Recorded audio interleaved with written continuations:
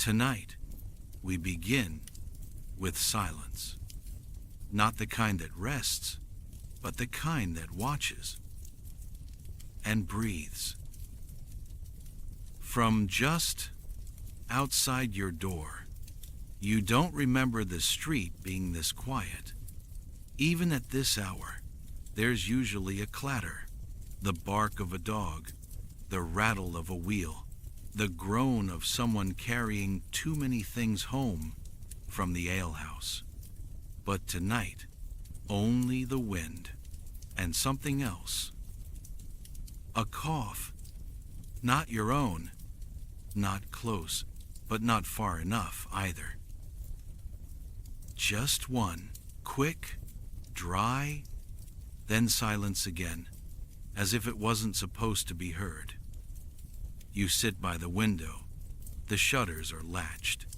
You told yourself it was because of the chill. But the truth is, you didn't want to see who was out there. And you didn't want them to see you. It started 2 streets away. The baker's boy. He came back pale one morning. Not like he'd been in the sun, but like he'd never met it. Then came the sweating, the nosebleeds, the muttering. They said it was too much wine, or too little prayer. But within 3 days, the windows of their home were blacked out with pitch. They never reopened. No one spoke of it directly. There were just glances, wives who clutched their sleeves tighter as they passed, children not allowed to play near the square, priests who began wearing their robes just a little too often, and the coughing now 2 or 3 times a night, from different directions. A kind of map that drew itself in the dark. You haven't left your house in 4 days. Someone brings you bread and hangs it on a nail by the door. You wait until the bell chimes twice. That's the signal. Then you open the door, take the loaf, and relock it. You don't speak. You don't wave. You don't even thank them anymore. You're not sure who it is. And you're not sure you want to know. There's a bowl of herbs beside the window. The apothecary said to burn sage and thyme, to boil lavender in vinegar. He sold out of wormwood 2 weeks ago, but said garlic was almost as good. Now your house smells like a kitchen trying to drown. The sky is dark, but the moon's out. You can barely make out the outline of the steeple down the hill. The cross looks bent, but maybe it's just the wind. Maybe it's always looked like that. Another cough. Closer. Wet. You draw the curtains tight. There is a word no one says. Not aloud. You've heard it whispered in corners, written in chalk behind the tavern where no one drinks anymore. They say it came from the docks, from sailors who paid too little coin and brought too many. F. Lees. They say it came from the rats, from the rain, from sin. But deep down, everyone knows. It doesn't matter how it came. It matters only where it is now. And whether it's already inside you. You reach for the cloth on the table, soaked in rose water. You press it to your face like a holy thing. It smells like rust and perfume, like someone trying not to die. Outside, the coughing has stopped. The wind picks up. It rattles the wood, makes the roof creak, like old bones shifting in the dark. But there's something else in it. Something too heavy to be dust, too deliberate to be aired. They say the plague doesn't knock. It just waits until you forget the door. No one says it out loud, but you can feel it in the air, even when there's no wind. The village speaks in glances now, quick, Sideways flashes of the eye that linger just long enough to mean, don't come closer. No one has come to the square in 3 days. The fountain dribbles steadily, feeding the moss along its base, but the sound is loud now, too loud, like water daring you to break the silence. The butcher's shutters haven't opened since Thursday. The smell coming from the cracks is no longer the meat. It's the man, but no one knocks. No one even mentions his name. The bells toll only once in the morning now, not for mass. Not anymore.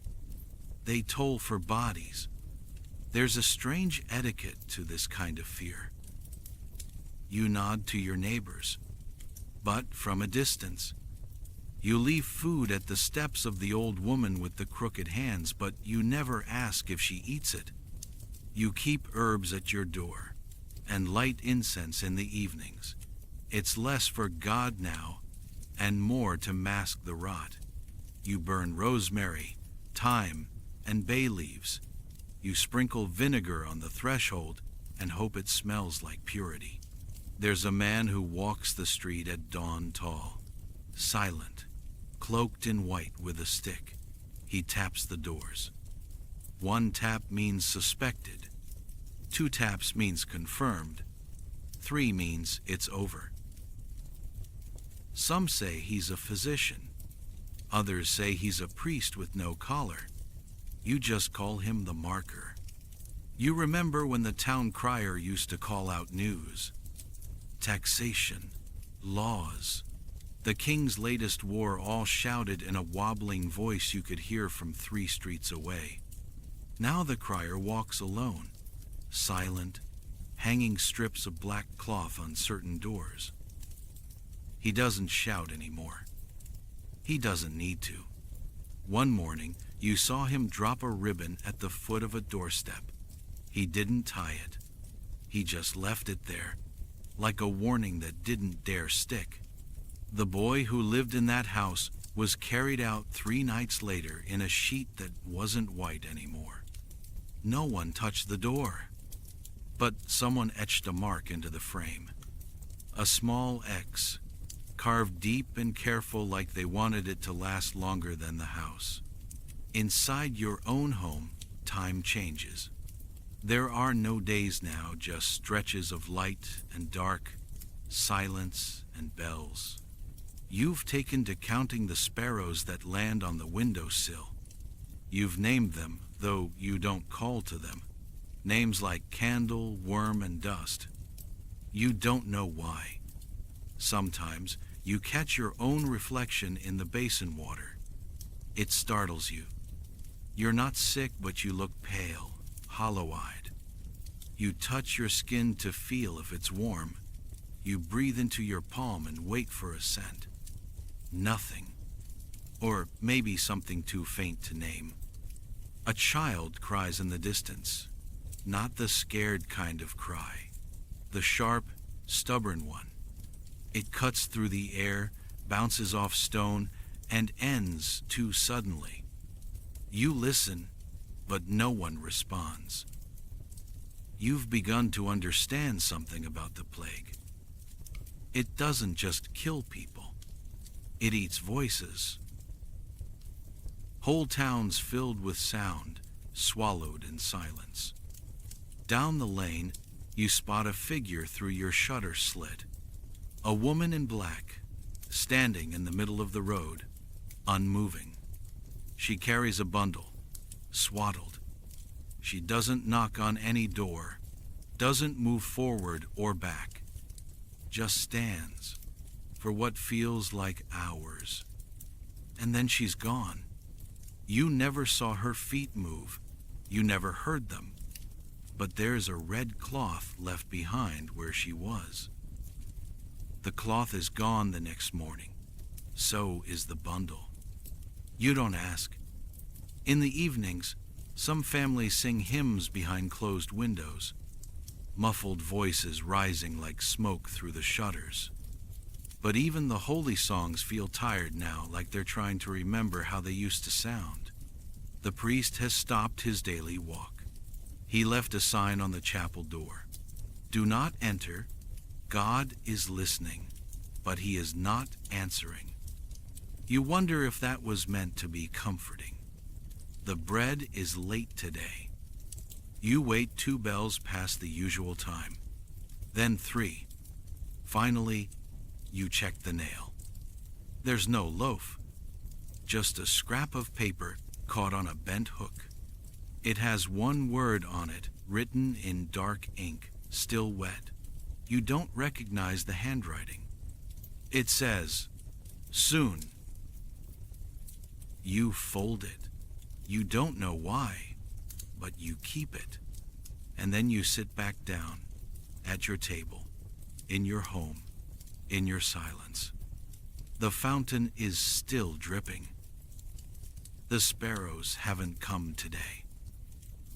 And you haven't heard a cough in hours, which somehow is worse. It starts with 1 bell, not the thick bronze clang of the cathedral tower, not yet, just a small one, hand-held, shaken slowly by a man in brown, whose eyes you never quite meet. He walks with the plague carts, 1 slow ring for everybody. They say he used to be a priest. They say he stopped speaking 5 weeks ago. Now the bell speaks for him. You remember when the church bells rang for weddings, when they danced for holy days, echoed with food and music and linen drying in the sun. But now the bells mean something else. A new language. They ring before dawn. They ring after curfew. They ring in 3s, in 5s, in 7s. No one's sure what the numbers mean, but they mean something. And everyone listens. One morning, the bells start before light. Not the small one, the great one from the tower.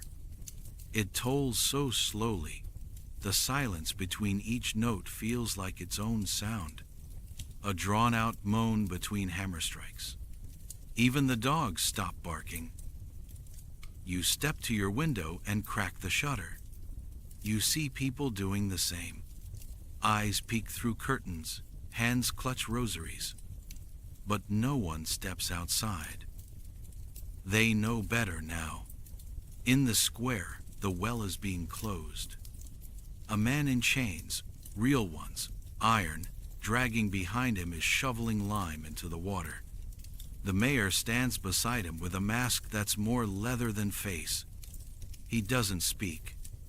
He doesn't need to. The message is clear. Don't drink.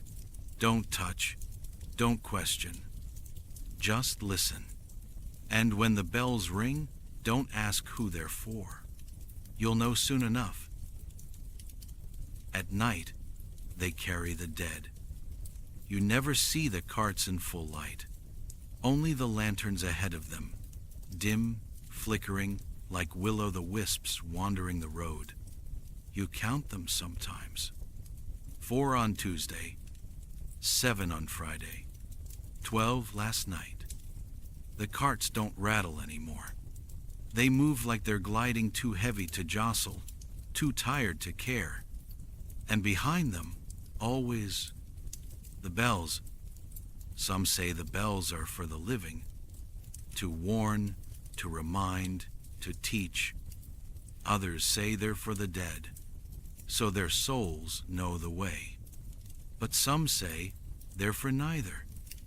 They say the bells are for the plague itself, a toll to keep it satisfied, like feeding a dog just enough so it doesn't chew through the door.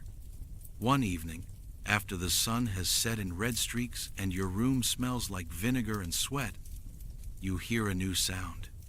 Not a bell, not quite. It's a chant, low, hummed, not in Latin, not in any language you know. You step lightly to the window and look out. There are 5 of them, Hooded, robed in black, barefoot, they walk in a circle near the chapel, holding candles made of dark wax. They murmur, not loudly, just loud enough to hear if you're not supposed to. Behind them, in the dirt, is a symbol, drawn in chalk, washed away by morning. You don't speak of it, neither does anyone else. But the next day, the bell rings 9 times. There are whispers now that the bells don't always toll for the sick. Sometimes they toll for the guilty, the thieves who loot the dead, the midwife who still delivered after the marks showed, the widow who refused to let her husband's body go. You're not sure what to believe, but when you hear the bells at strange hours, the ones that come without carts, without candles, without footsteps, you hold your breath. You count them. You don't write the number down. You just keep it. The boy in the alley, the one who used to sell boiled sweets, he started mimicking the bells. Made a game of it. Danced in the street, swinging his arms like a churchman, calling out ding dong and laughing. That was 3 days ago. Now his house is boarded up, and no one laughs. Not even the plague.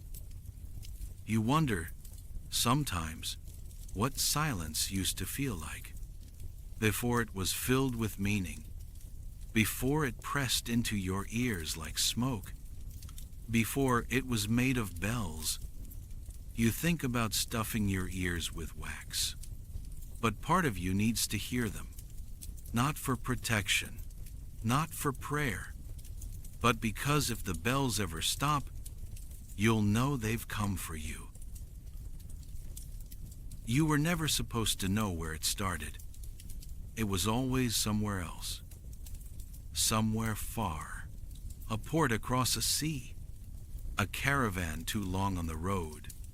A breath that left one mouth in the east and found another in the west, carried by fingers, fabrics, letters, fleas.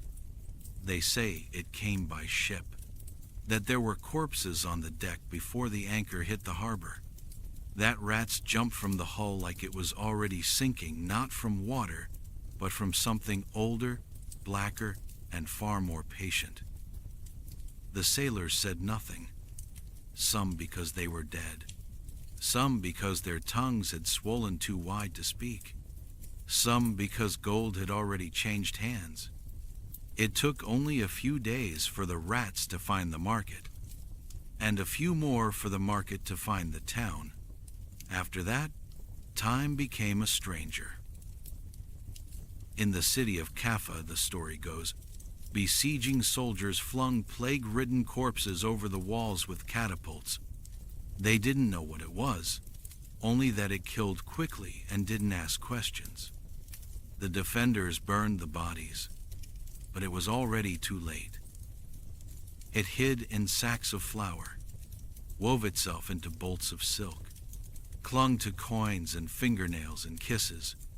It knew no language, no class, no boundary but the body. And once it found one, it knocked, and didn't wait for the door. Europe was already cracked before it arrived. Crops had failed. Wars burned hot in every direction. The church was powerful, but tired, its saints hollowed by gold, its relics worn to dust. The people were primed for fear. So when the deaths began, they didn't ask what. They asked who, and worse, not why them. They looked to the stars, to omens, to scapegoats. They blamed the wind, the Jews, the whores, the bad meat, the sinners, the neighbors, themselves. They even blamed the cats and killed thousands, which, of course, only helped the rats. The plague didn't come all at once. It dripped, then flowed, then surged. Like a crack in a wall you pretend not to notice until the roof caves in. Some cities tried to stop it. Venice ordered incoming ships to anchor offshore for 40 days. 40 giorni. Quarantine. It worked, for a time, but only if the rules were followed. And only if the rats stayed aboard. They never did. The symptoms were always the same, and always worse. First, the ache behind the eyes. Then, the fever. Low. Then burning. The swellings next. Beneath the arms, between the legs, along the neck. They bubbled. Turned black. Burst. People wept blood. Cuffed it. Cuffed pieces of things. They begged the saints. Drank mercury. Rubbed dung on their skin. Some slept beside the dying to get it quickly. Not to die, but to recover faster. They thought it worked like a fire. Burn yourself and be immune. But this fire didn't brand. It consumed. Every town had its own name for it. The great mortality, the pestilence, the wrath, the Black Death came later, too late to matter. It wasn't black because of color. It was black because of weight. Because it settled in the bones of the living, even if they survived. By the time it reached your village, it had passed through cities that no longer had names, fields where no one reaped, towers that rang their bells for so long they cracked, monasteries full of monks too holy to hide and too faithful to flee. They were buried in their robes, faces down, their prayers unsaid. Now it is here, but it doesn't announce itself. It comes in a handshake that lingered a second too long, in a loaf of bread bought too warm, in a cart that passed by your window, in a silence that used to be a song, in a name you almost forgot. It waits. It watches. And it enters, not like a thief, but like something that was always welcome, that always had a key. And now you know. It never really came from anywhere. It simply moved. From the next town, from the next body, from the last cough in the alley, from the prayer that sounded too much like a whisper, from the wind, that thing which touches everyone and answers to no one.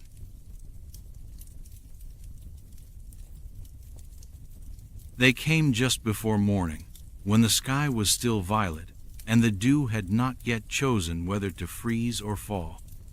3 men, no cloaks, no greetings, just a plank of wood, a hammer, and a bag of nails. You didn't speak. Neither did they. They didn't have to. You opened the door a crack, enough to show them your face, not enough to invite air. One of them looked at you for a heartbeat too long, then nodded. And that was it. They began hammering, not with rage, with rhythm. Each strike echoed through the wood, then your bones, then the walls. The nail went into the frame, then another, then a crossbeam. You could still hear them breathing, but they wouldn't meet your eyes again. Not because they were cruel, but because they were afraid. It is strange how quickly a house becomes a prison. You know the creaks of the floorboards. You know the cupboard with the loose hinge. You know the corner where the sunlight touches for exactly 1 hour after noon. But now it all feels foreign, not because it changed, but because you are not allowed to leave it. You test the door. It does not budge. There is a chill where the boards don't quite meet the frame. You cover it with a shawl. You pretend it's to keep out the wind. But deep down, you don't want anyone to smell you. Not yet. Inside, it is too quiet. Your cousin paces the hallway. Her hands have been raw for days, scrubbed too hard with vinegar. She does not speak unless spoken to. She sleeps with a cloth over her mouth. When you ask her if she feels ill, she shakes her head, but never quite looks at you when she does. The boy, no one is sure whose he is, stares at the wall. He has not blinked since morning. He was found at the church steps, clutching a rosary made of wood and teeth. You don't ask if they're his. The dog scratches at the back door. You tied it shut with rope and prayer. It doesn't bark anymore, just presses its head to the seam and sighs. That night, you eat stale bread soaked in boiled water. There is one apple. You cut it into 5 pieces. No one speaks while chewing. Afterward, you burn the peel in the fireplace. Someone said it helps. You no longer ask who someone is. At dawn, you hear footsteps on the roof. You freeze. There is no attic. But then the sound shifts. Scratching. Skittering. Something heavier than a rat, lighter than a man. You stare at the ceiling. You press your ear to the floor. There is nothing there, but you keep listening. You have nothing else to do. Time twists. There are no clocks. You begin counting by shadows. When the light reaches the stove, it's breakfast. When it leaves the table leg, it's supper. When you can't see your fingers in front of your face, it's too late to panic. You whisper to yourself. You hum a tune you don't remember learning. It's about a river, or a girl, or a place that never had walls. But you hum it all the same. On the second day, someone knocks. Twice. Sharp. You don't breathe. Then the knock again, but lower this time. Slower. More like a scrape. You press your ear to the door. No voice. No footsteps. Just one more knock from below. Like fingers that don't bend right. When you finally dare open the shutter, there's nothing outside. Just dust. And a coin. A single one, left upright, balanced against the frame. You don't touch it, but you remember what it means. Payment. Not for food, but for silence. On the third day, you hear someone screaming from the house across the lane. You look through the slat. A man throws a stool at his window. He shouts that he has no fever, no marks, no sin. He lists the names of saints like curses. He cries that his daughter is hungry. Then a voice answers from below, calm. Something about regulation, about risk. The door doesn't open. Instead, the boards are reinforced. Hammered again, not like before, but harder. Like they're angry now, or afraid of what he might become. That night, the man is no longer screaming. But something is. You don't check which window it comes from. You know better now. Sound has no direction in quarantine, only intent. You stop counting the days. There is no point. Only hunger, only breath, only the memory of wind. You scratch a mark on the wall. Not a tally, not anymore. Something else. A circle, and another inside it. You don't know what it means. but it feels right, like a door you drew for yourself, because all the others are gone. The house smells different now. It's not death, not yet. But it isn't life, either. It's a stale kind of waiting, like old wood soaked in fear. You scrub the floors with vinegar until your knuckles split. You boil thyme in water and place bowls in the corners. You hang sprigs of dried sage over the lintel, tied with red thread. They say it keeps the plague from crossing the doorway. You don't know if it's true, but at least it smells like something trying. You've divided the room with chalk, not out loud, not for anyone to see. Just small, careful lines. This side is yours. That side is theirs. The boy doesn't cross them anymore. Not since he coughed. Just once. Just shallow. 2 nights ago.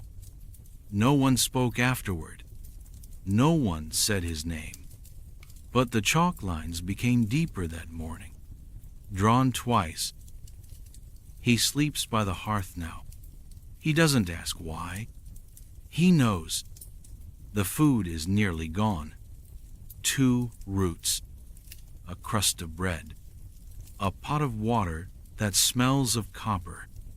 You ration it like sacred wine, measuring more with your eyes than your heart. The cousin eats in silence, fingers trembling. She looks older, or thinner, or both. Last night, she muttered in her sleep. Something about feathers, about a man with no face. You didn't wake her, but you sat by the door with a ladle in your hand, just in case it was more than sleep. The air has grown thick.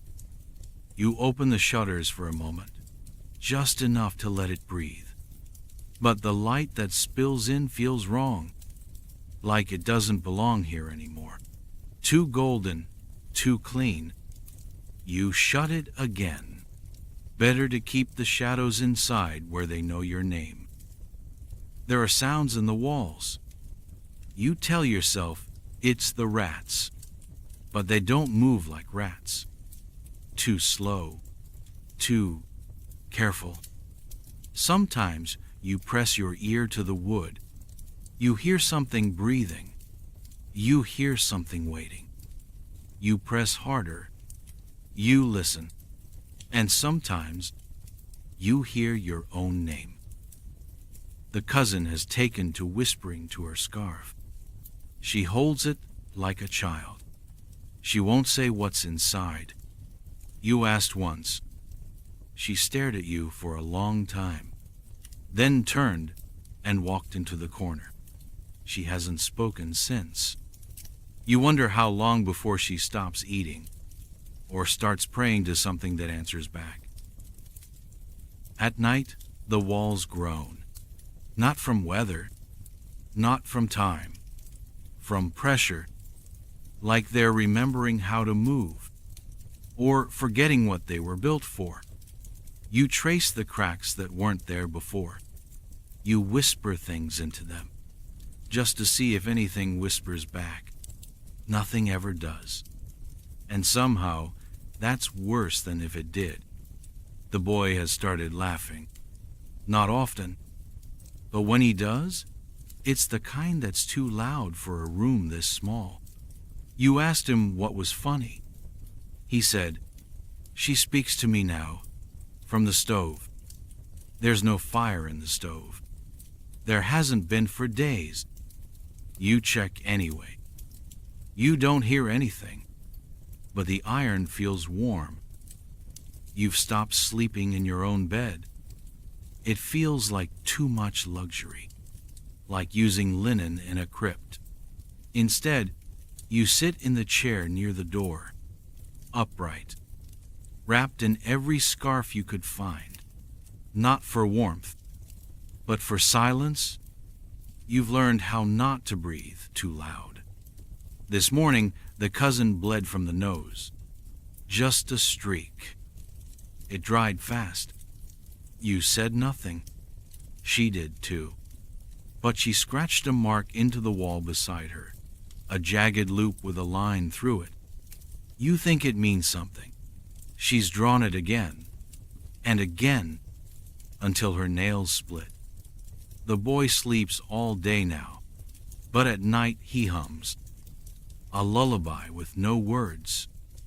And you swear, someone hums it back, not from inside the house, but from behind the boards, from the space between your wall and the next, a space no one should be able to fit in. The food is gone. You chew the corner of the cloth. You boil the last bowl of water twice. You feed the cousin a lie, tell her the boy found something in the chimney. She believes you. You don't know why you lied, but it felt kinder than truth. The floor is cold now, colder than before, colder than winter should allow. You lie down beside the door. You press your cheek to the stone. You wonder if the plague has a sound, if it hums, if it laughs, if it waits, like you do, wrapped in a house that forgot how to be home, behind walls that were built to protect you, and now only keep you in. They used to wear blue. The watchmen, the guards, the gatekeepers, you remember their coats. Pressed linen, bright dye, brass buttons that gleamed even in shadow. Symbols of order, symbols of safety. Now their coats are mismatched, torn, stained at the cuffs. Some wear leather aprons. Others wear nothing but rags over iron, as if protection lies more in armor than in law. Their eyes are tired. Their hands shake when they hold their spears. They used to carry whistles. Now they carry oil, for burning, just in case. You hear them at the edge of town, arguing with each other more than with the people. Some say a child was let out of quarantine. Others say a merchant bribed his way through the checkpoint. No one agrees.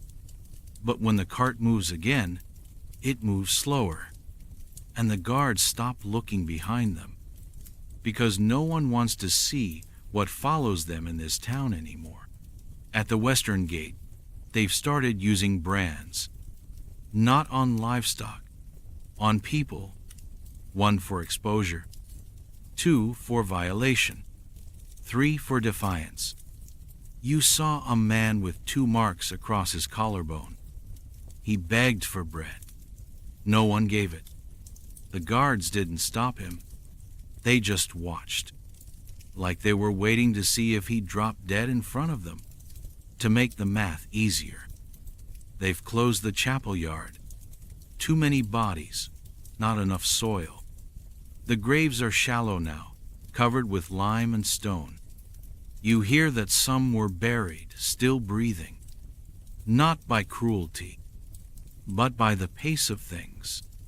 There are no final words anymore, just muffled ones. From below, one guard, the tall one with the crooked nose, used to hand out bread on Sundays. Now he carries a club soaked in resin. He doesn't speak. He hasn't since his wife was boarded into her house 3 streets down.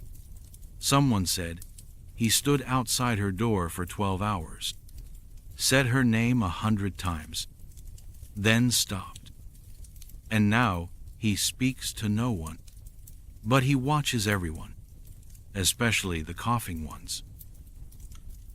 There are orders, rules scrawled on parchment nailed to gates and doors, too many to remember. Some say, stay indoors. Some say, leave if fevered. Some say, report your neighbors. Some say nothing at all, but carry the royal seal like that alone is a reason to obey. No one follows them. No one tears them down. They just fade into the wood, the ink blurring in the damp, like the laws themselves are tired of being read. At the corners of the square, someone set up stocks again. Not for thieves, for violators. Anyone who opens a window too wide, who speaks to someone through the shutters, who steps past their threshold without blessing the air. It's unclear who sets the rules now. The mayor hasn't been seen in a week. The magistrate left for the coast. The clergy stay behind church doors and send messages through orphans. Children are safer, they say. But children lie better. They smile while they carry the death notes. The guards walk in pairs, then alone, then not at all. You notice fewer of them each night. Their shoes vanish from the doorstep outside the watchhouse. Their spears gather dust. Their torches burn lower. Eventually, the tower where they once stood goes dark. Pigeons take the ledges. No one shoos them, and no bell rings to say the shift is over. One morning, you wake to find the road unguarded. The barrier they built from crates and barrels has been picked clean. There is a single boot in the street, half full with rain. Someone has written a word on the stone beside it. Cleanse. You don't know if it's a warning, or a suggestion, or just a word someone used to believe in. There's a rumor that one of the guards now takes coin to look the other way, but no one's sure what direction away is anymore. Even those with money have begun to whisper that the system is gone, that there are no real orders left, just old routines, twitching in their final sleep, like a body that doesn't know it's dead. At dusk, someone rings a bell. Not a church bell, just a scrap of iron tied with string. They hang it outside the city gate where the carts used to come. No one knows who hung it. No one admits to ringing it. But every evening, it sways.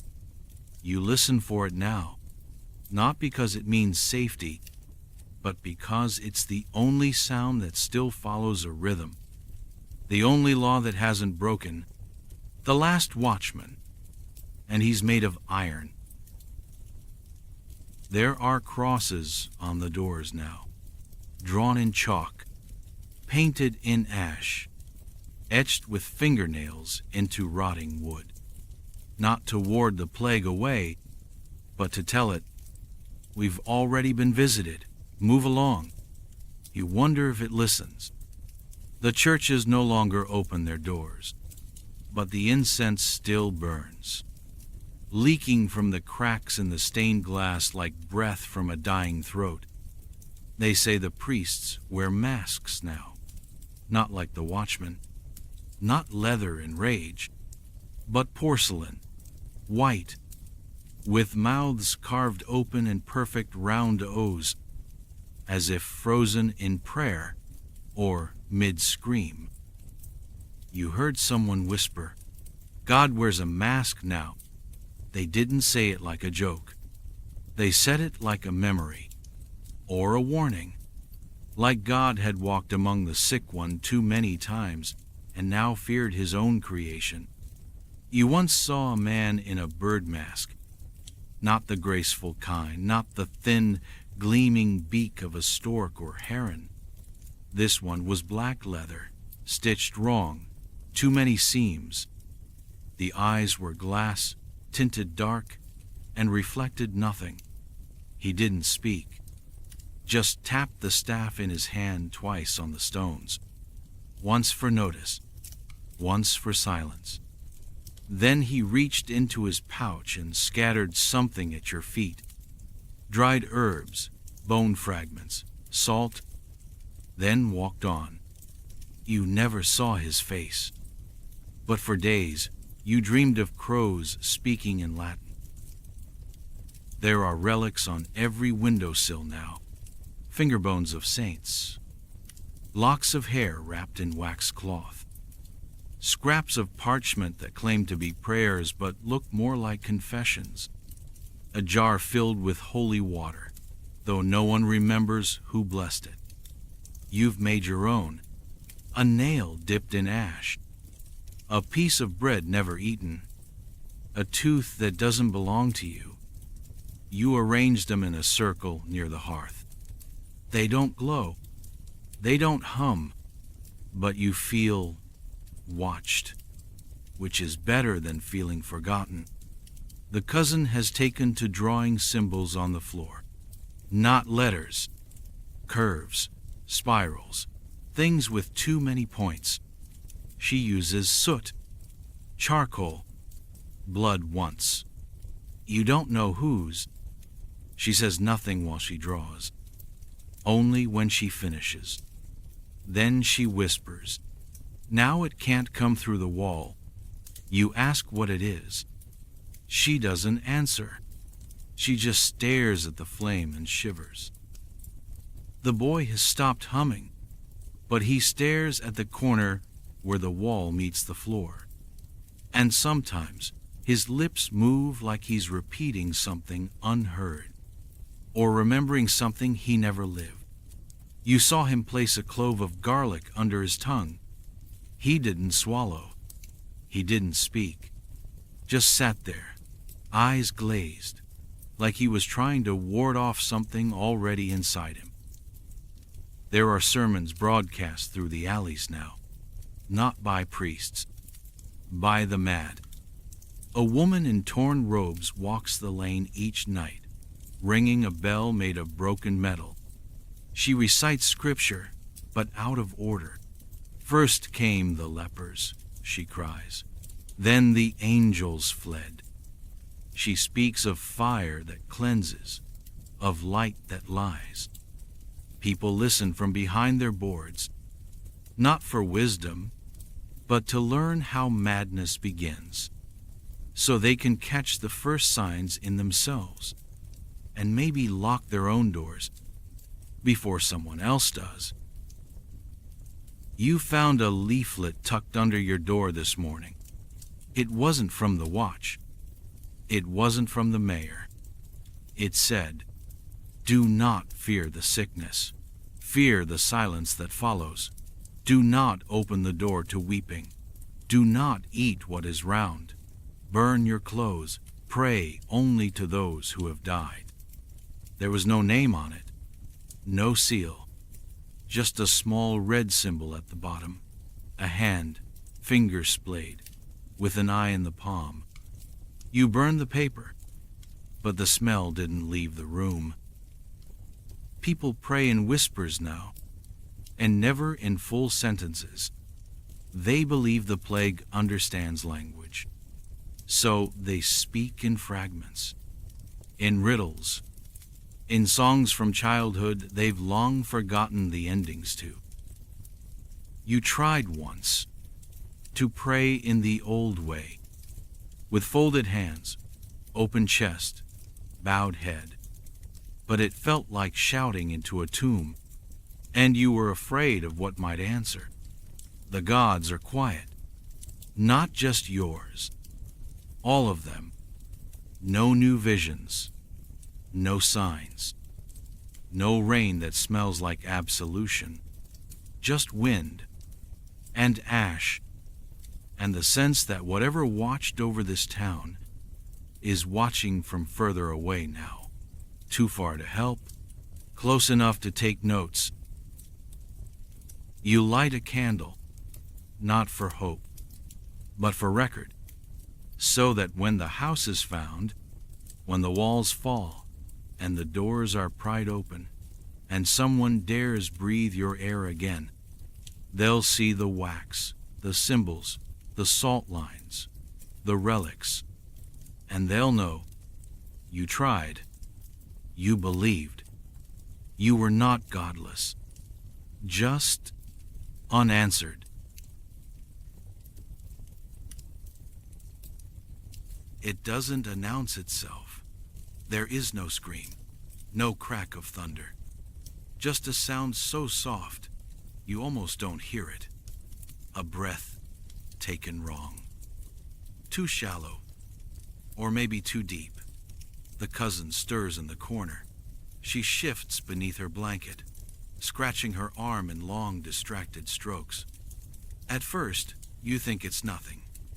Then you see it, a patch of red, angry skin blooming beneath her sleeve. Raised, swollen, pulsing faintly, like something trapped just beneath it. You say her name. She doesn't respond. Just mutters a string of syllables that don't belong to any prayer you've ever heard. You don't say her name again. The boy is still curled near the hearth. He hasn't moved in hours. His hands twitch in his sleep. Idle spasms like dreams are tugging at him from beneath the floorboards. When you touch his forehead, it burns. Not hot, not yet, but enough to remind you of the copper kettle just before it screams. He opens his eyes and blinks slowly. One eye doesn't open all the way. The lid is puffy. There's a shine around the edge, thick and yellow. He smiles, but not at you. There is a smell in the room now. You can't name it.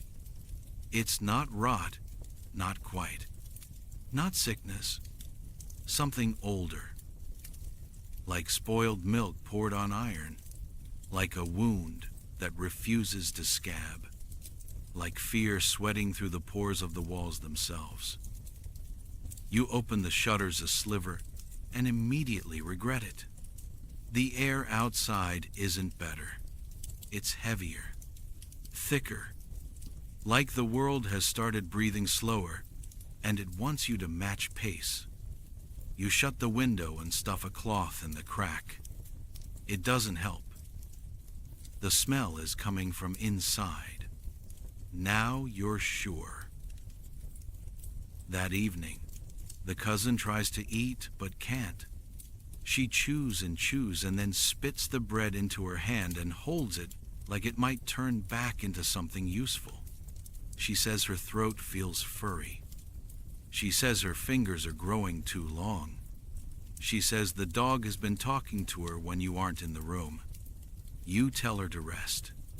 But when she sleeps, she curls in on herself like a root pulled too early from the soil. And in the silence that follows, you hear her whispering to something beneath the floor. The boy wakes in the middle of the night with blood in his mouth. He doesn't scream. He doesn't cry. He just opens his lips and lets it spill. You sit with him for hours, holding a rag to his chin, listening to his breath rattle like broken glass in a jar. It's not constant. It comes in waves. First shallow, then fast, then nothing at all. Each silence lasts too long, just enough to make you lean in close, to press your ear to his chest, to beg something, anything, to beat again. It always does, but less surely than before. By morning, the cousin can no longer stand. She tries once, rises halfway, then drops like a rag pulled from a hook. Her elbow splits on the stone floor. She doesn't react, just stares at the blood running toward the chalk line you drew weeks ago. You bandage it with a strip from your own sleeve. She smiles while you do it. And then she says your name, slowly, carefully, as if she's trying it out for the first time, like it might belong to someone else. You clean the floor again, but this time, it doesn't feel like cleaning. It feels like preparing. The water boils slower now. Even the fire is tired. The coals hiss more than they burn. You think about lighting another bowl of herbs, but the smoke makes the boy cough. And the cousin says, the spirits don't like the smell anymore. You don't ask her which spirits. You don't want to know. There's a swelling under the cousin's jaw.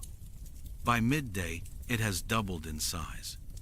You press a warm cloth to it, and she hisses like a kettle. You ask her if she wants you to lance it. She laughs. Then she whispers, it's not for lancing, it's for hatching. You don't ask what she means. You just sit with her and wait and watch it grow. The boy sleeps with his hands balled into fists, nails digging into his palms. You try to pry them open gently. Inside one, you find a scrap of parchment. You don't know where he got it. It says, I am not inside. I am not inside. I am not inside. Written over and over, in 3 different handwritings. But you know he's the only one who could have done it.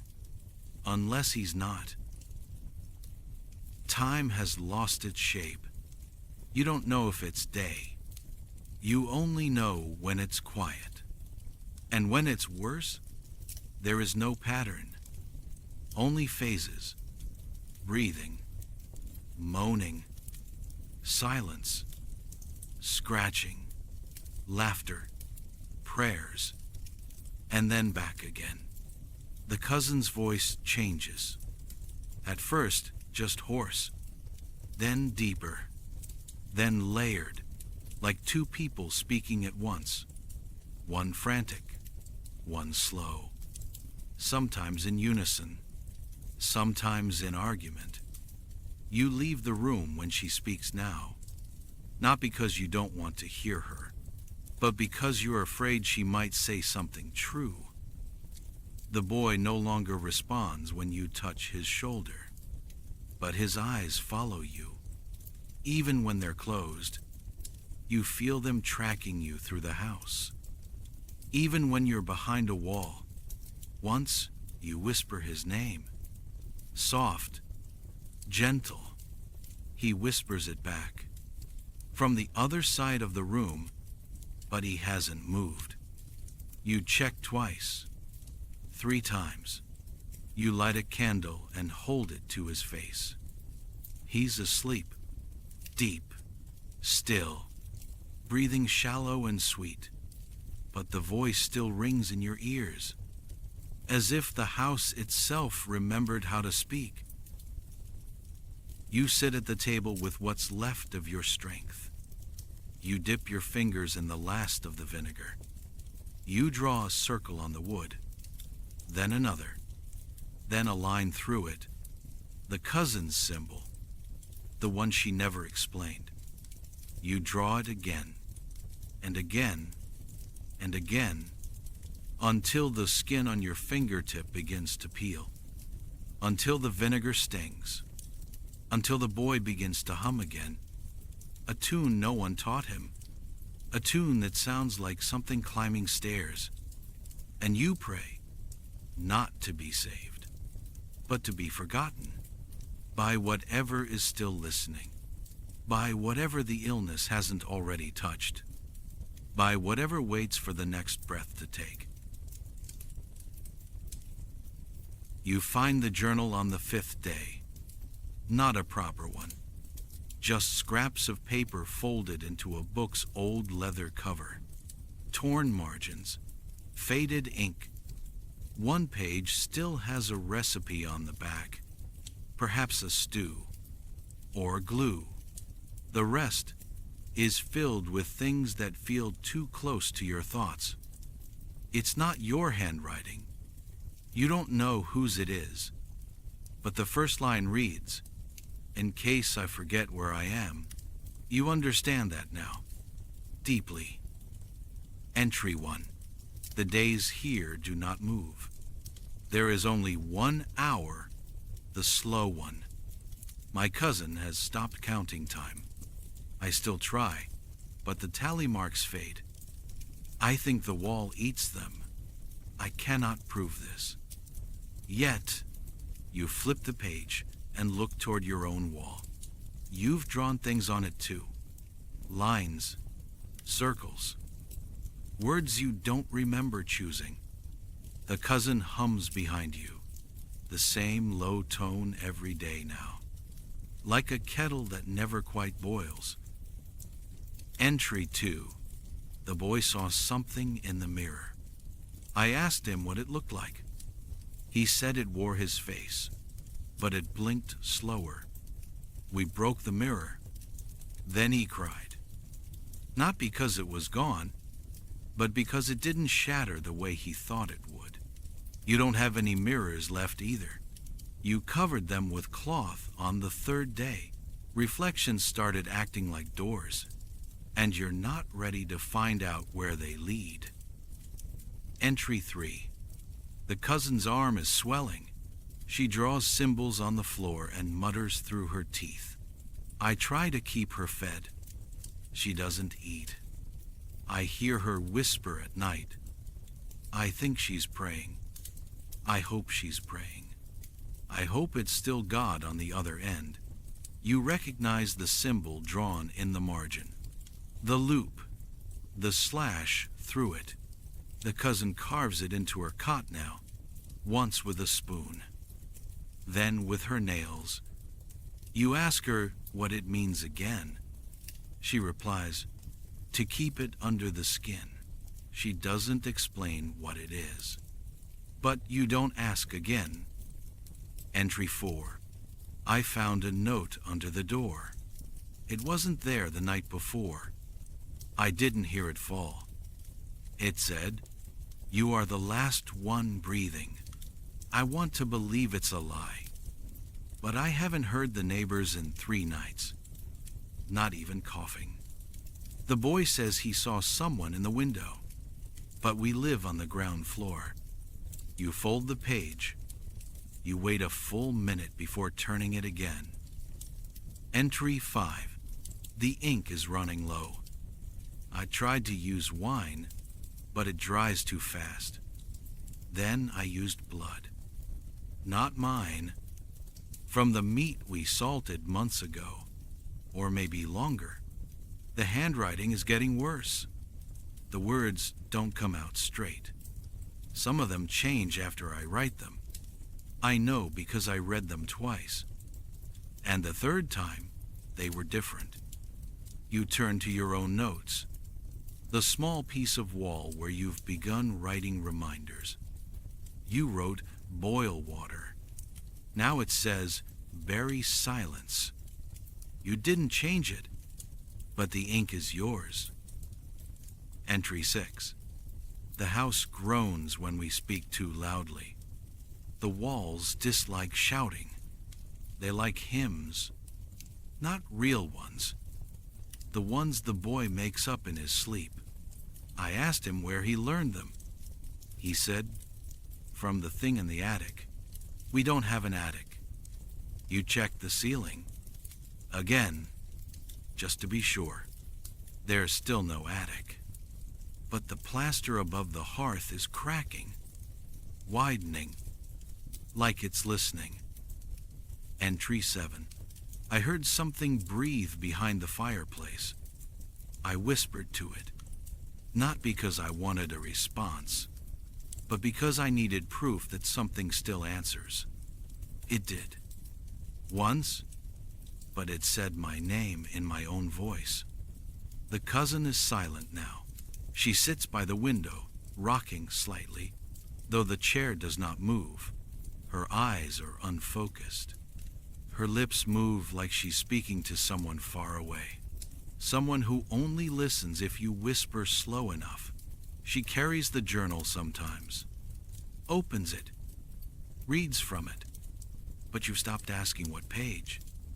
You think she's reading entries that haven't been written yet. You think she's writing them with her eyes. Entry 8. The boy died last night. I think he hasn't breathed since moonrise. But he smiles. He hums. His hands are cold, but he twitches when I say certain words. Ash, open, return. I think he's listening. I think he's waiting for something. I wonder if he's waiting for me. You look toward the hearth. The boy hasn't moved. You haven't checked his breath in hours. You light a candle. You walk toward him. You don't want to know, but you need to. You whisper, Ash.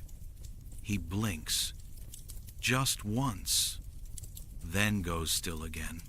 You place the candle on the floor. You sit beside him. Neither of you speaks. You don't need to. Final entry.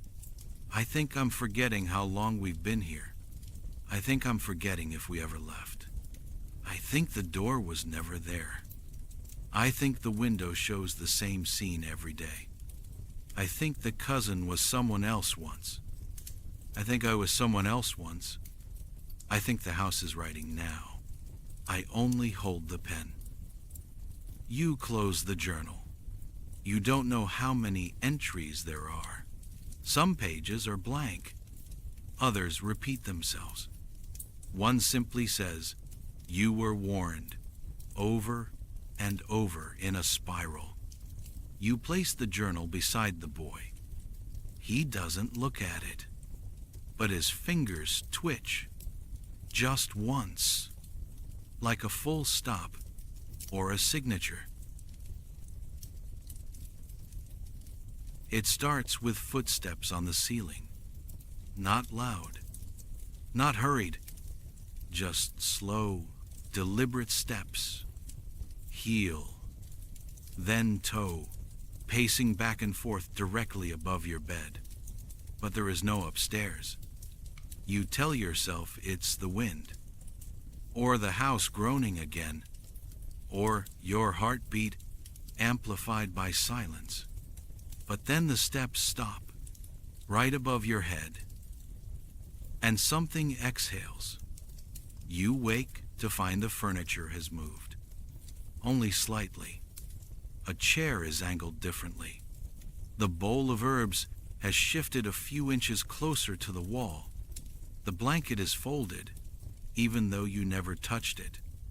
No one else is awake. Or maybe no one else is alive. You stopped checking for breath hours ago. You speak aloud. Did I move these? No one answers. But somewhere in the next room, something creaks. Twice. The cousin mutters constantly now. Her voice is low, steady, not prayer, not song. You lean in once to listen. What you hear are names. Not yours, not hers. Names you don't recognize, spoken with such familiarity. It's as if they live in the walls. She stares into the fireplace, even when there's no flame. And when you pull her back, her hands are warm. Too warm. You don't know what she's been holding. You don't want to ask, but you smell cinnamon and ash. And something deeper, like charred meat inside a locked chest. The boy doesn't blink anymore. Not when you wave your hand in front of his face. Not when you whisper his name. Not when the shutters blow open in a sudden gust and slam against the wall. But his eyes track things. Invisible things. Across the ceiling, down the hallway, to the corner of the room where the dust no longer settles. He opens his mouth at one point, wide, dry, and says, "It used to be quiet here," then closes it again, and doesn't move for the rest of the night. There's a knock at the door, 3 sharp raps, then silence. You do not move. You do not breathe. Another knock, slower, lower. You press your ear to the wood. There's no one outside, but you hear something breathing. Not heavily, not cruelly, just impatient. A hand brushes the other side. You can feel the nails drag across the grain of the door. You want to run, but there's nowhere to run to. So you sit back down and pretend you didn't hear it. The wood is warm for hours after. In the corner near the hearth, something grows. At first, it's just darkness, thicker than shadow. Then it becomes a shape. Not a person, not an animal, a suggestion, like your memory of a thing you never truly saw. The boy watches it too. He doesn't blink. You ask him what it is. He says, "It's been here longer than we have." You whisper, "Should I be afraid?" He replies, "Not yet." The house shifts in your sleep. You know this because you wake up on the other side of the room, and the candle you left lit has been snuffed out, but the wax is still warm, and your fingernails are dirty, with soil from the cellar. You don't remember going there. You don't remember opening the hatch, but your footprints lead directly to it, and something comes back up the stairs after you. You can feel it breathing on your heels. The cousin speaks a language you don't know. Not Latin. Not any tongue you've heard in prayer or poetry. It clicks and curls, like stone cracking underwater. She laughs once high and shrill, then speaks directly to the wall. It answers. The sound comes not from behind the plaster, but from within it, as though the house is hollow and full at the same time. You open the cupboard and find a bowl of apples, fresh, firm, shining like they were picked that morning. You haven't seen an apple in weeks. You don't know how they got there, but the bowl is warm, and one has a single bite missing. You don't eat them, but you don't throw them away either.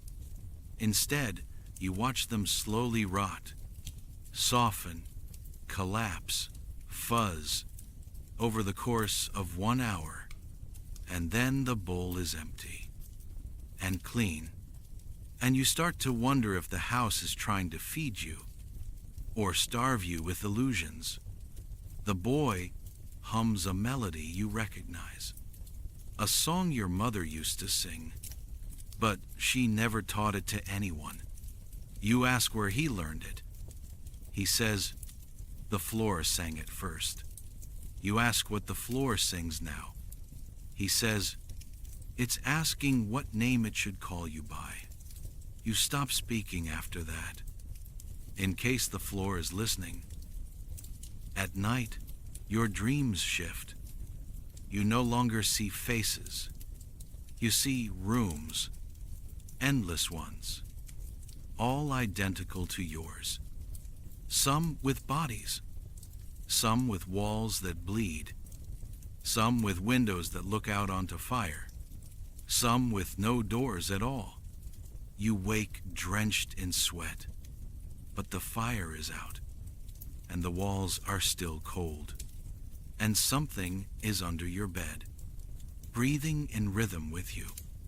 For now, the final sign comes quietly, a whisper through the crack beneath the door. It says, "We are here now." You ask who "we" is. You don't speak aloud. You only think it. The house replies anyway, in your voice, from every wall at once. It says, "You already knew." You wait by the door longer now, not to leave. You gave that up days ago, but just to listen, for anything. Footsteps, whispers, the sound of bread being placed on the hook, even silence when it's the right kind, the kind that precedes sound. But all you hear is nothing. Not the kind of nothing that rests, the kind that forgets. The boy has stopped moving, but not in death. In stillness, he sits upright in the same position each morning, eyes open, mouth closed, hands folded like a prayer someone else taught him. You tried speaking to him once. He looked through you and whispered, "There is no more sky." You believed him. Because even when the shutters creak open, you can't remember the color of light anymore. Everything is the color of dust. And waiting? You write a note to the outside world. You fold it neatly. You slide it under the door. It reads, "We are still alive." Hours later, you check again. The note is gone. In its place, nothing. No food. No response. Not even footsteps in the dust outside. You write another. This one says, "Please." It never leaves the doorstep. You find it torn in half the next morning. Not by wind, by teeth. You climb the table and open the upper shutter. Carefully, slowly. The square outside is empty. Not quiet. Empty. No cards. No priests. No guards. No corpses. No bells. The kind of emptiness that looks permanent. You shout once, just to hear your own voice echo. It doesn't. The sound dies before it leaves the frame, like even the air has moved on. The cousin lies by the hearth now. Her eyes are open, but they see nothing. She speaks only one phrase, over and over. "We're just behind the glass." You ask her what that means. She blinks. She repeats it. "We're just behind the glass." Then she points at the mirror you covered, the one you forgot was there. You remove the cloth. For a moment, you see yourself. Then something moves behind your reflection. Not beside, not above, behind. You don't check again. The city no longer breathes. You used to hear it even sealed in. Horses, church bells, children crying, the familiar chaos of a place that still had people. But it's gone now, like someone pressed a pillow over the mouth of the world and held it there, gently, for just long enough. You press your ear to the wall where the neighbor used to live. You remember her voice. She used to sing while sweeping. Soft songs. Songs about green hills and bread and weddings that happened in spring. Now, you hear nothing. Not even the creak of floorboards. Not even the rats. You knock. Once, twice, 3 times. No answer. Just a soft sound behind the plaster. A shifting, like furniture being moved. Like someone still pretending to live. You knock again. This time, something knocks back. But not from her side. From the wall behind you. And there is no room there. The boy whispers now only in sleep. Names, numbers, one word over and over. Wait. But wait for what? No one says. No one can. Because now, there is no one left to say it. You place a candle in the window.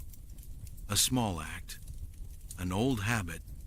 They used to mean there's someone still here. Still breathing. Still hoping. You light it at dusk. You sit beside it. And you wait. An hour passes. Then 2. You check the wick. The candle has burned, but the flame is gone, as if it changed its mind halfway through.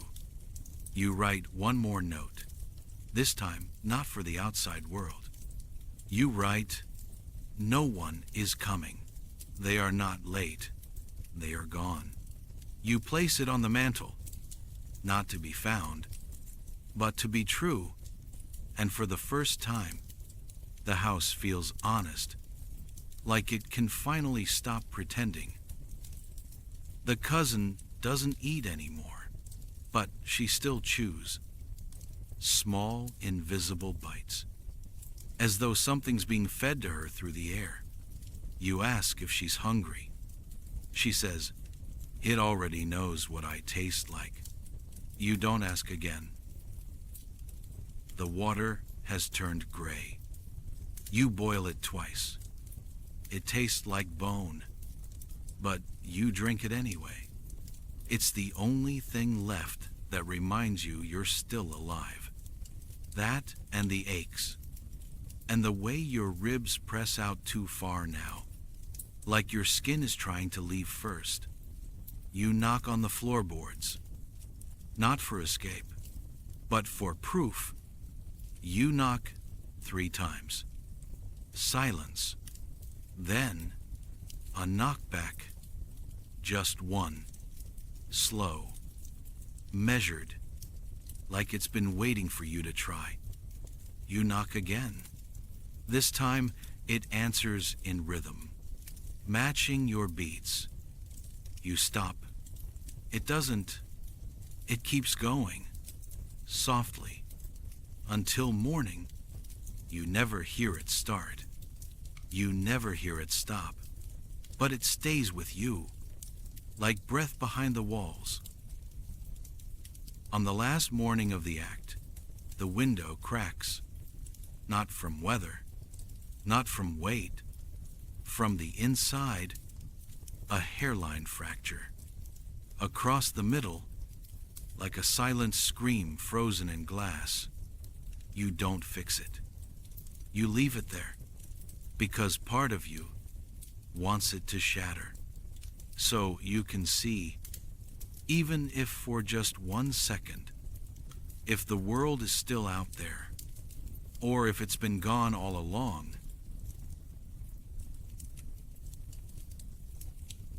They don't even knock anymore. No more questions. No more warnings. No one asks if you're sick. No one checks for fever. The wallmen come with bricks already in hand. You hear them at the end of the lane. Voices low. Boots moving like hooves. 2 men hold the lime. One mixes water. Another watches, face covered, not with cloth, but with polished wood. A blank mask carved in the shape of a saint with the mouth sewn shut. He is not a priest. You think. He taps the door once. Then the bricks go up. You watch from your window. You try not to, but your eyes are starved. Starved for motion, for proof the world still exists beyond the grain of your own walls. And so you watch. They start with the bottom of the door. It seals faster that way. No chance for pleading, no fingers reaching out. Someone inside is banging. Hard. You hear the muffled scream of a woman. Then a deeper voice, male, frantic, shouting something over and over. You can't make out the words. But the wall doesn't care. It keeps growing. Red stone, lime, ash, sealing flesh in with no ceremony. You wonder how long the people inside will live. 2 days? 3? Less if they scream too hard. You know how fast the air disappears. You've felt it, the thicken of breath when panic rises. You remember the cousin's fever, how the room felt smaller with each cough. You hear a child cry once, then a thud, then silence, except for the bricks, which go up faster now. They board 6 houses that morning. One has smoke curling from the chimney as they seal it. Someone inside is still cooking, still hoping. They don't stop. Another door opens halfway. A hand reaches out with coins. Real silver. The masked man takes them, then nods, then turns, and seals the house anyway. You see a woman outside your window, barefoot, disheveled, trying to drag her husband away from their door before the bricks begin. He's delirious. He's not walking. He's muttering prayers to a god she no longer trusts. She screams for help. 2 guards grab her. They don't speak. They don't even wear uniforms anymore. Just bandages and clubs. They drag her inside. Not gently. The door slams. Then the bricks begin again. This time, you hear the husband laugh. And the wife sobbed. And you can't tell which one is louder. The sound of brick on brick becomes rhythm. It replaces birdsong. It replaces bells. It replaces prayer. You dream of it now. In your sleep, you feel your hands pressing mortar into cracks that never end. You see the boy's face behind a wall of glass, tapping, mouthing your name. But you never remember how to open the door. You wake sweating, not from fever, but from guilt. At night, they burn the unused bricks. A ritual, maybe. Or just something to keep warm. You see the glow from your shutter slits. Low flames. No singing. Only the hiss of wet stone spitting into fire. You hear one of the wallmen humming once. A tune you don't recognize. Slow. Off-key. It drags like a dirge. He drops a trowel and doesn't pick it up. He stares at the sealed house in front of him, then turns and walks away without finishing. No one stops him. The next morning, he is bricked in too. Different house. No hesitation. The others don't hum anymore. There is a list now. Names. Houses. A number scrawled in chalk beside each. 3 means infected. 2 means exposed. 1 means to be watched. Your house is marked 1. You try to wash it away. But the chalk doesn't fade. Not really. You think it might be under your skin. Waiting. Like the bricks. Like the hands that never knock. Like the silence that always follows. It happens at dawn. A door opens. Just like that. A slow creak. A soft groan of wood stretched past its limits. You're not supposed to hear that sound anymore. Doors don't open. They are sealed, nailed, bricked, but this one does. You rush to the window. Everyone does. Those still alive. Those still watching. The house across the square, a red door, second from the old baker's, opens just wide enough to show a shadow. Then a foot, bare, pale, trembling. Then a hand, holding nothing but a cloth, pressed to a mouth. A man steps out, thin, not coughing. Behind him, a woman, carrying a small child. The child isn't moving. The man turns toward the road. The woman follows. They walk slowly, as if time might not notice. The square is frozen. Everyone watches from slits and cracks and broken shutters. No one speaks. No one dares move. You feel it before you hear it. A whistle. Sharp, thin, from the rooftop of the watchtower. Then comes the shouting. Boots thunder on stone. Guards, or whatever they are now, swarm from alleys like rats. 6, maybe 7. Covered head to toe, wrapped like lepers. One carries a hook. The family runs, but it's not a sprint. They've been locked inside too long. Their legs remember hunger. Their lungs remember mold. They barely make it 10 steps before the man falls. He tries to rise. 2 guards drag him by the arms. The woman drops the child, screams, reaches, is pushed down. The child does not move. You think they will be taken back inside, maybe resealed, maybe punished. But then someone shouts, "Torch it," and everything stops. They do not put the family back in the house. They put wood in the house. Broken crates, a stool, cloth soaked in oil. One of the guards strikes a match. The woman screams again. This time not in words, just sound. The kind that animals make when they know what comes next. The fire begins fast. Oil-fed, hungry. It climbs the door. Then the windows. Then the roof. The family is still in the square, forced to watch. Someone says, "Let them see what defiance earns." You don't know who, and you don't want to know. The fire burns high for 2 hours. No one stops it. No one fetches water. No one dares to blink too loud. You stare at the flame until your eyes ache. It crackles like laughter. It sends black smoke curling upward, not into sky, but into fog. When the house finally collapses, it doesn't fall like a ruin. It falls like a curtain, quiet, tired. Behind it, ash and bones and silence. That now feels approved. The man is gone. Not dead, but gone. They dragged him away an hour ago. No one knows where. Maybe into another house. Maybe out of town. Maybe into the river. The woman lies curled on the stones. The child beside her, wrapped in her arms. No one speaks to her. No one offers water. No one even pretends to see her. You watch as she rocks. Back and forth. Back and forth.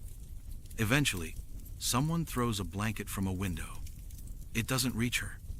She doesn't move to catch it. The next morning, there's a new order nailed to the center of the square. It says, "Breaking quarantine shall be met with cleansing. The fire is mercy. Witness it and obey." Someone drew a flame beneath the words, not as a warning, as a signature. You read it 3 times. The ink isn't quite dry. The blood underneath it is. That night, you lie beside the shutter and stare at the space where the house used to be. You think about the people inside, about how long they survived. If they screamed, if they begged, if they forgave the ones who lit the match. The pile still smokes, still whispers, still smells like endings. The wind carries the ash toward your window. You close the shutter.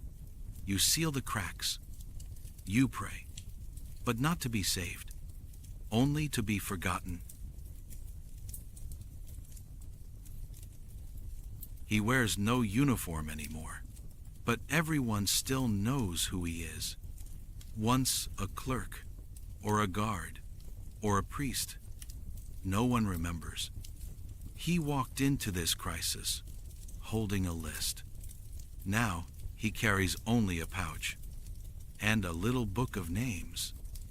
Not for prayer, not for tribute, for debt. He knocks with his knuckles twice, slow, never louder than necessary. Too much sound invites attention, and attention ruins business. When the door opens, barely a crack, he shows the ribbon. Red silk, clean, crimson like blood, but more elegant.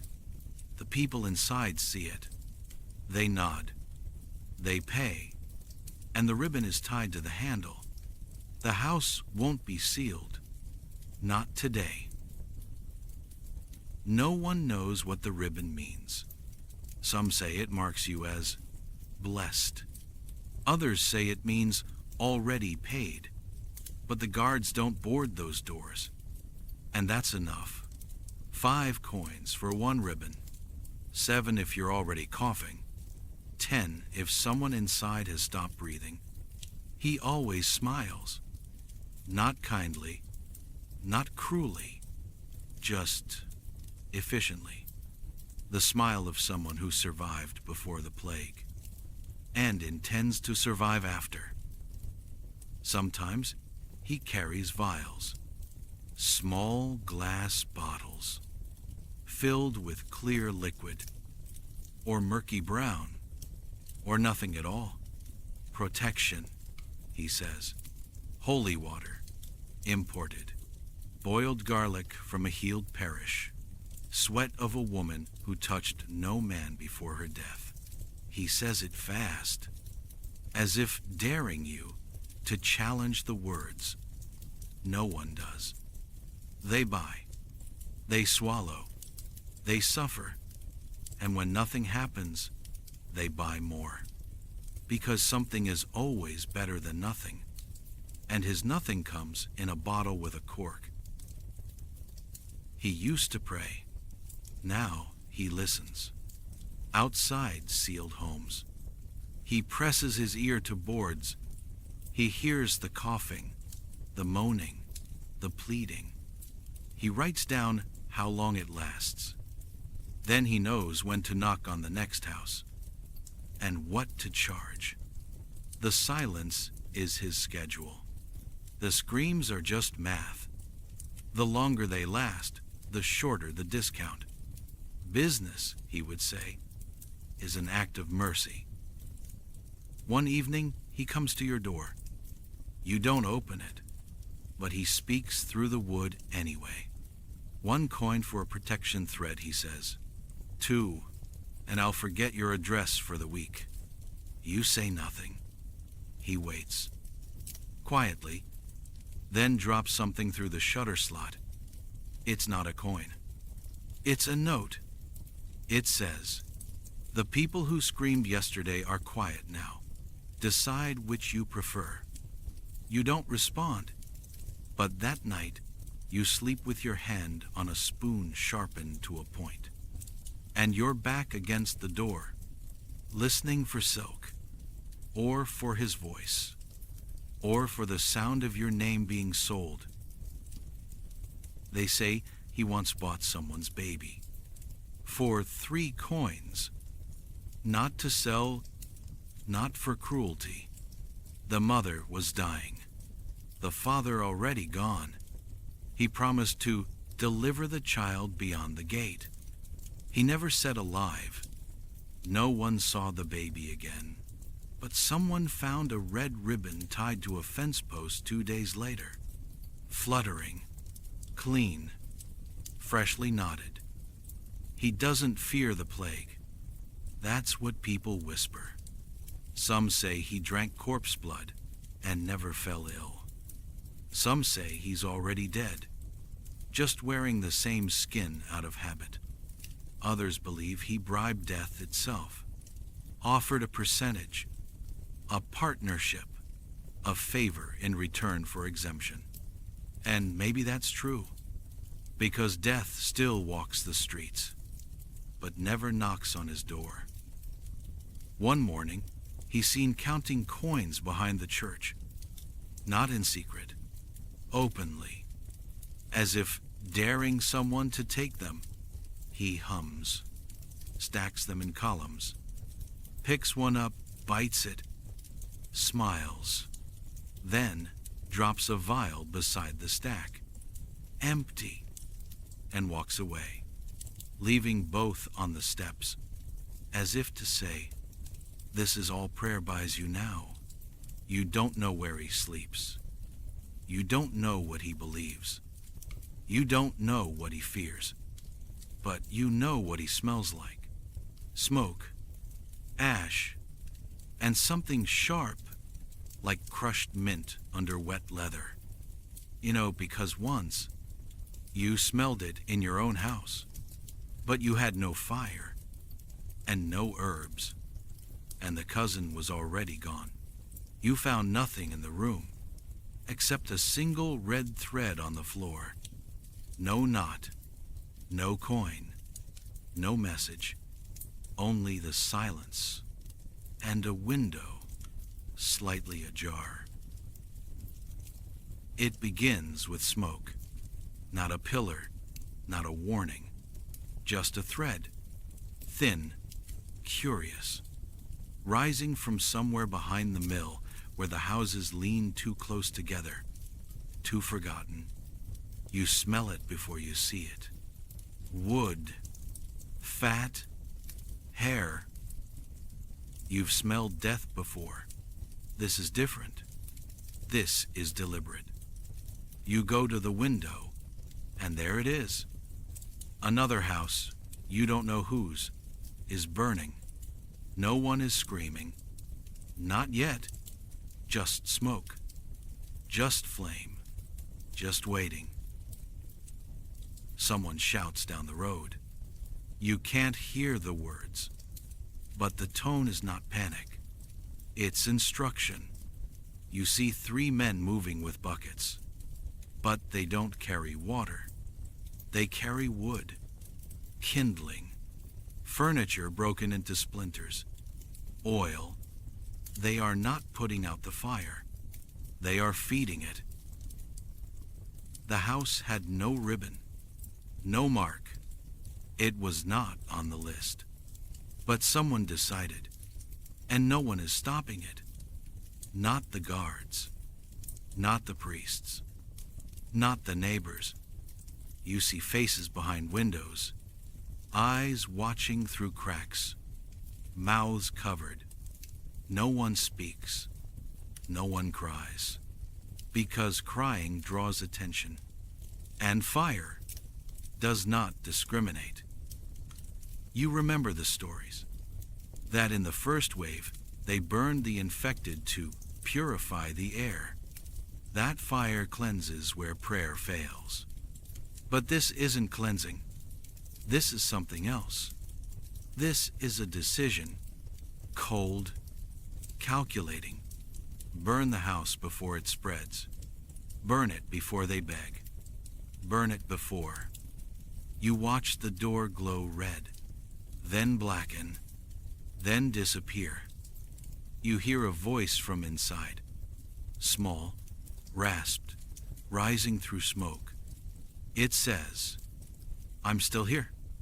And then again, I'm still here. But no one opens the door. Instead, they place a bench against it, to hold it shut, to hurry it along, to keep the fire from hesitating. The window breaks. A woman's face, coughing, eyes wide, hair singed. She screams one word, please. But that word has no price anymore. It was spent days ago, wasted, burned out. You see someone you know, a man who once sold onions in the market. He lights another torch, throws it through the back window, then steps back. His face is blank, not cruel, not joyful, just tired, like he's trying to finish something before it remembers how to fight back.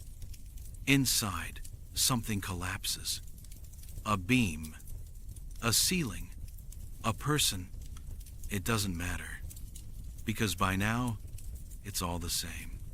Wood, ash, skin. The child's cry cuts through for a second, then stops. Not fades, not trails, just stops. No one cheers, no one prays. There is only the sound of fire chewing through memory. The roof gives last, falling inward with a sigh like lungs deflating. The flame rises once, a tall orange pillar, then folds into itself. Finished, satisfied. The next day, there's no sign anyone ever lived there. Just black powder where laughter used to be. Footprints in soot.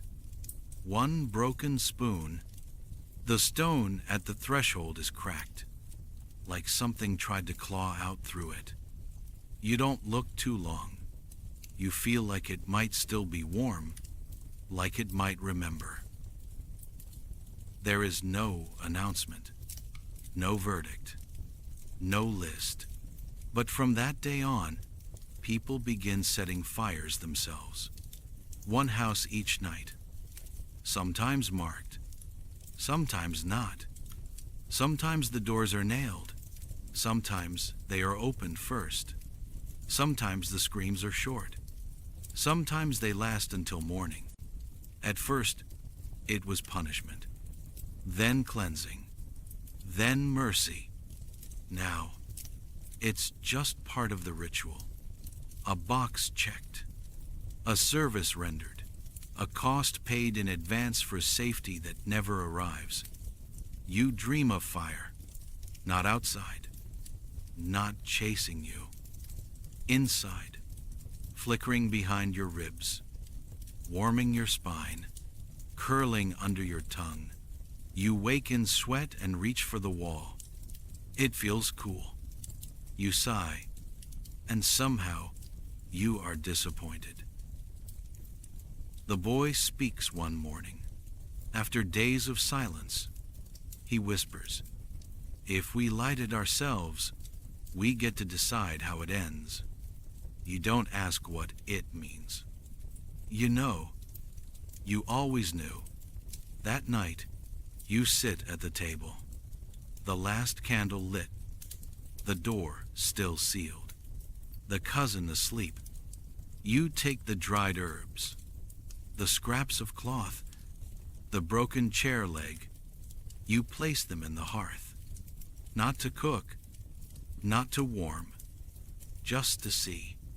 To see how it begins. To see if it listens.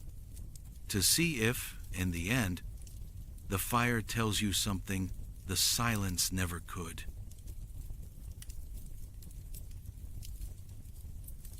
You are still alive. You're almost certain. Your fingers still twitch. Your breath fogs the glass. You still hunger, not for food, not anymore, but for sound.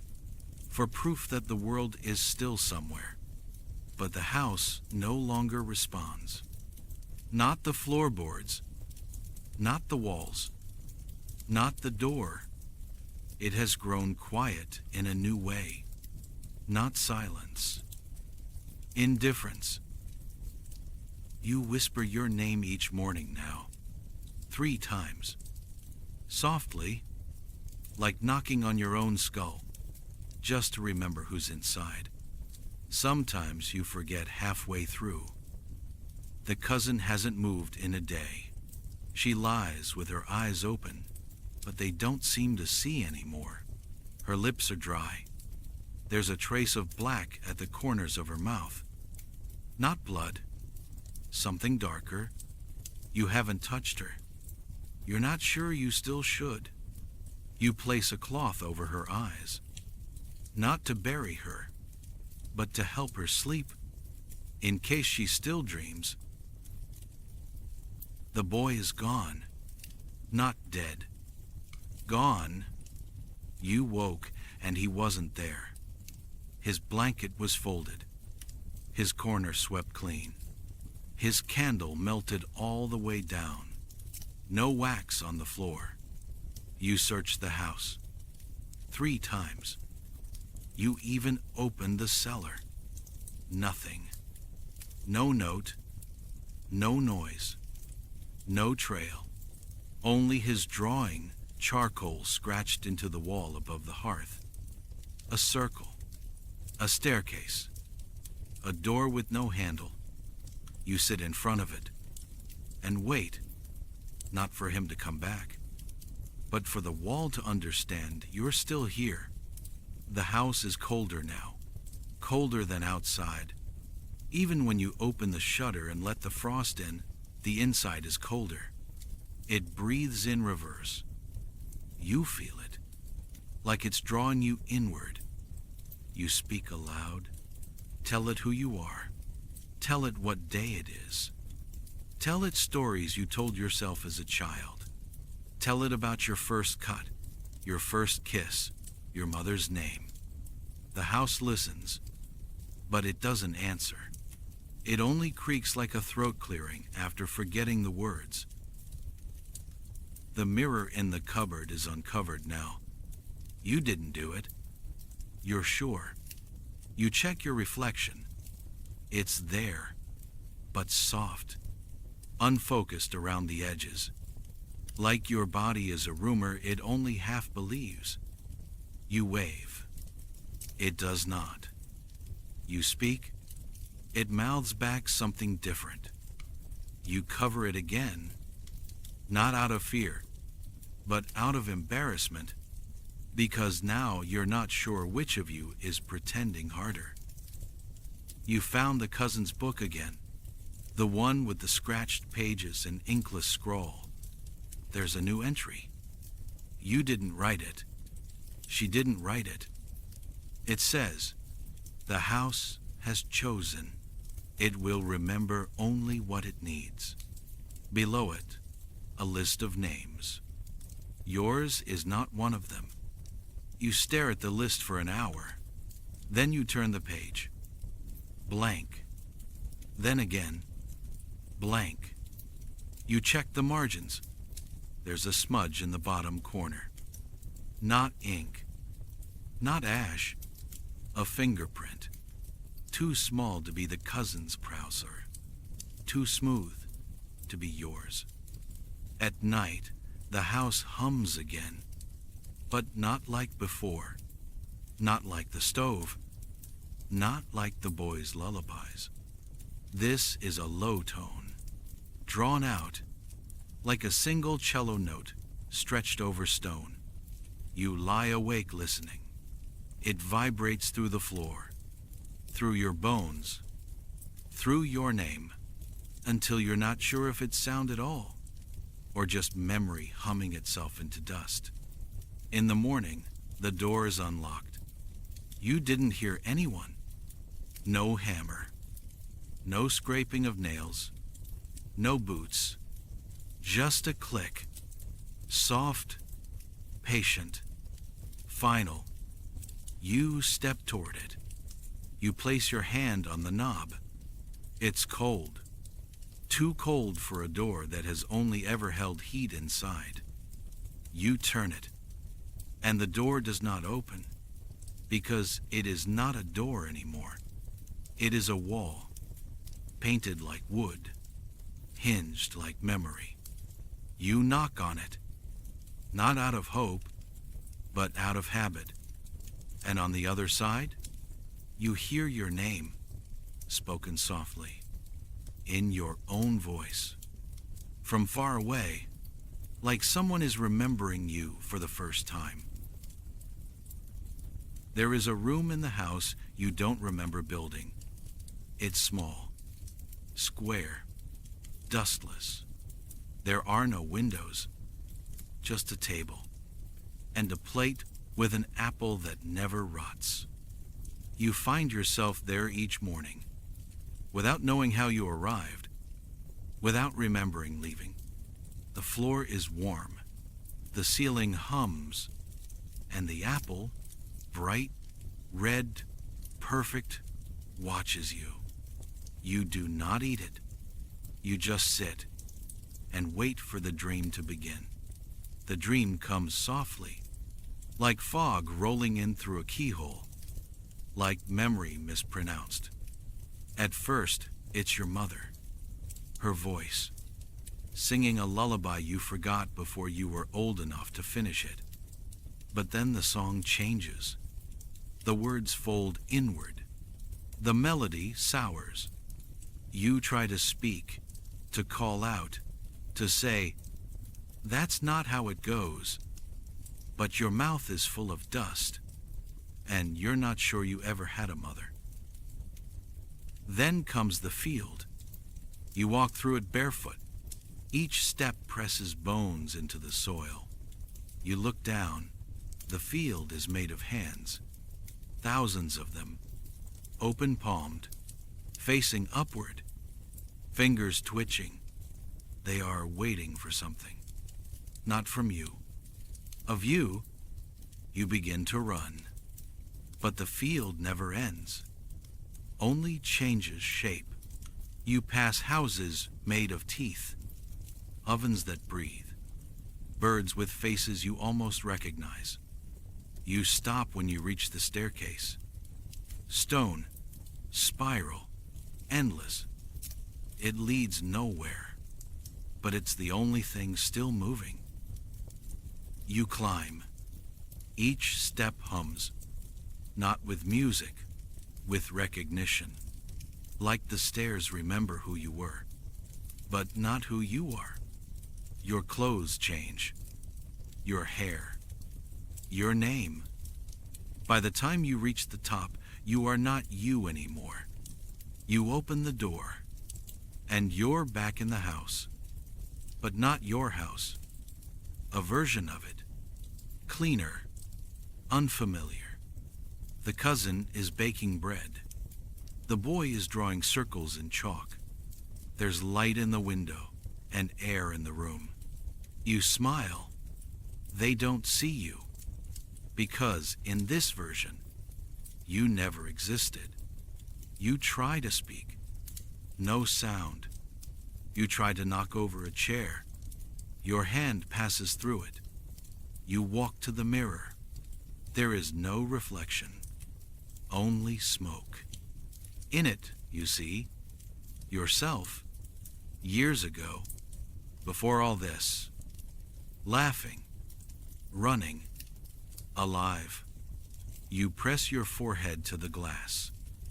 It turns to water, and you fall through.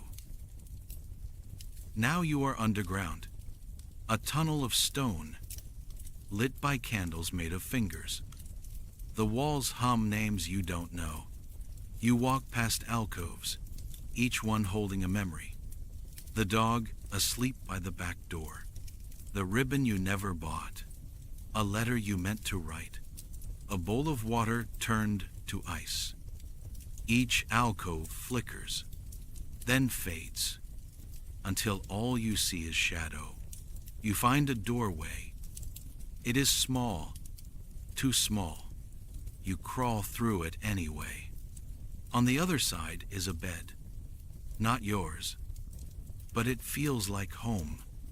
You lie in it. The blanket smells like rosemary and smoke. And above you, painted on the ceiling, is a face. Not human, not monstrous, just present. Its eyes are closed, but you know it's awake. You ask it, what comes after? It says nothing. Then, slowly, it smiles. You wake up, back on the floor. In the real house, your breath is shallow, your lips cracked. You crawl to the hearth.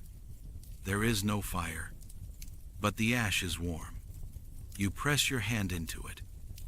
It burns. You leave it there because you want the pain, because it proves you're still dreaming or still alive. You whisper to the wall, was any of it true? The wall answers, which part? You don't sleep again that night, not because you fear what comes, but because you fear it's the only place that still remembers you.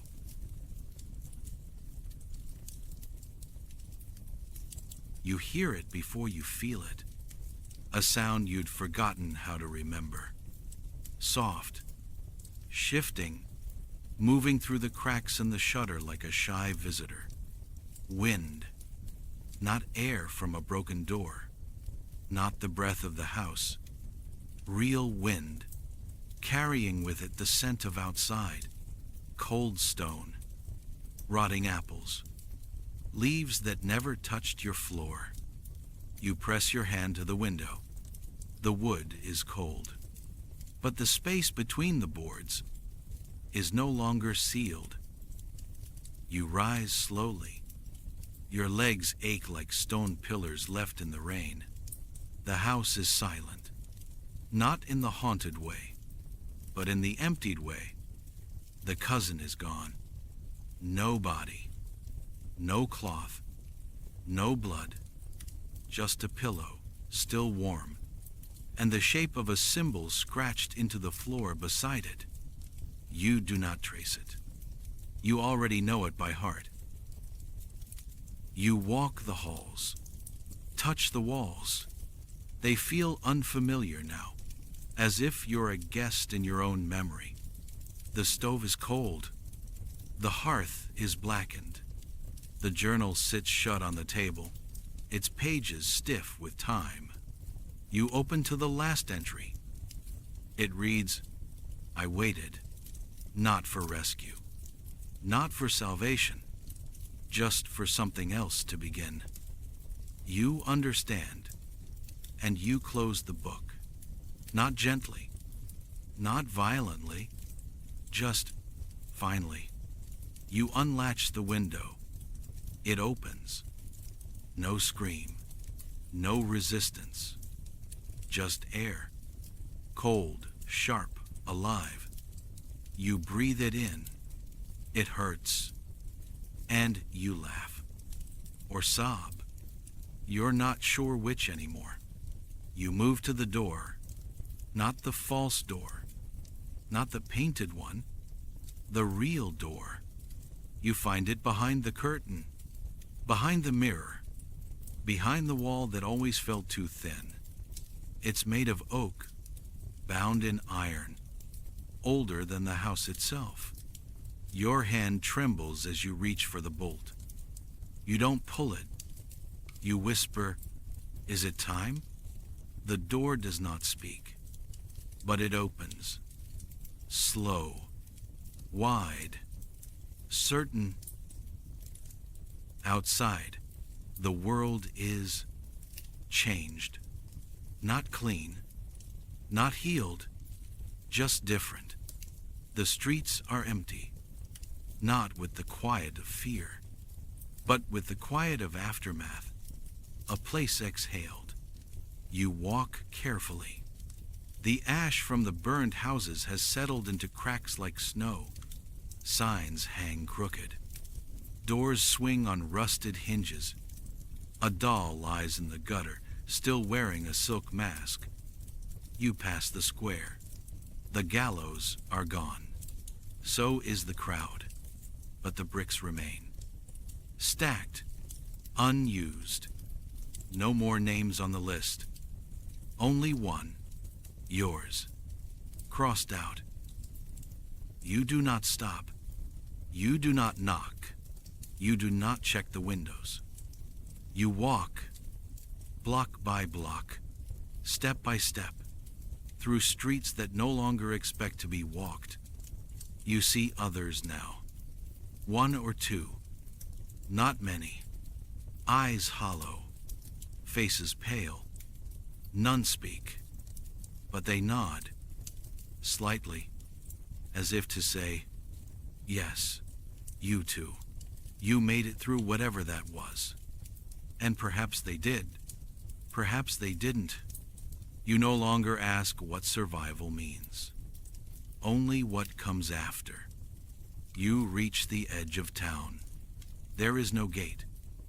Only the wind. And the field beyond. Wild grass. Dying trees. Open space.